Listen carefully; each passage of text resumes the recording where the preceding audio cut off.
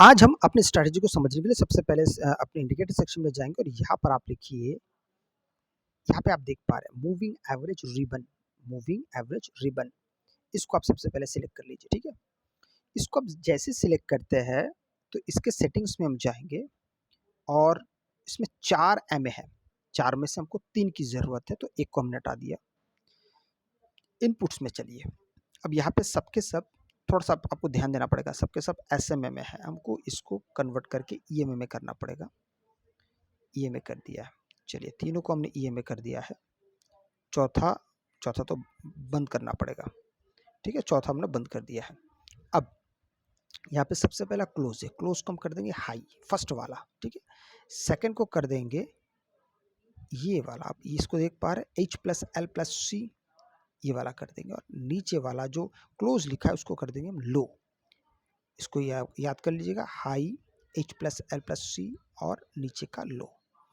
अब यहाँ पर वैल्यू कितना होगा, 20 आपका लिखा हुआ है, तो इसको हम हटा के कर देंगे यहाँ पर 90, ठीक है?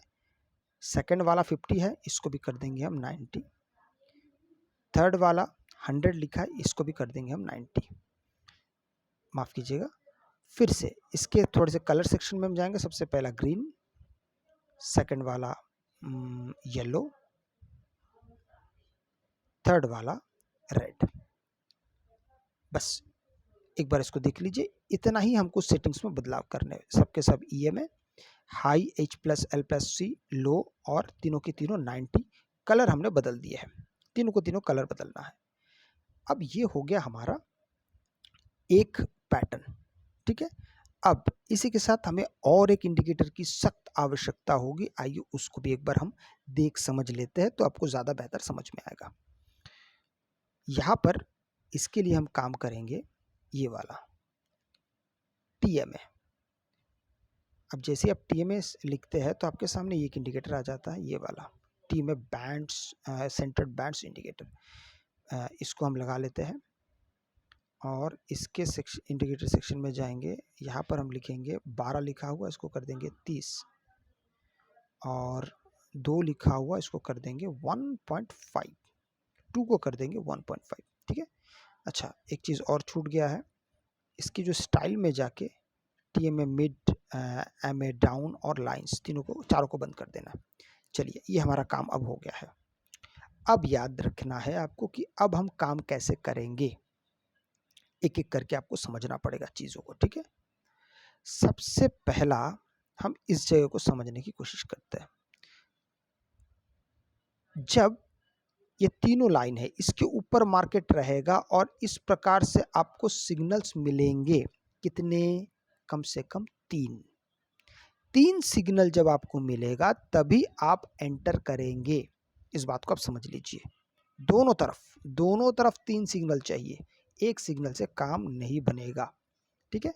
एक सिग्नल से आपको यहाँ पे काम नहीं बनेगा। जैसे आपने यहाँ पर एंटर किया, धीरे धीरे मार्केट नीचे आया। अब हम थोड़ा सा यहाँ पे देखते सपोर्ट कितना मिला हमको, 3 है क्या यहाँ पे? हाँ, देखिए यहाँ पे 3 है, तीनों के तीनों है, ये 1 2 3 तीनों है।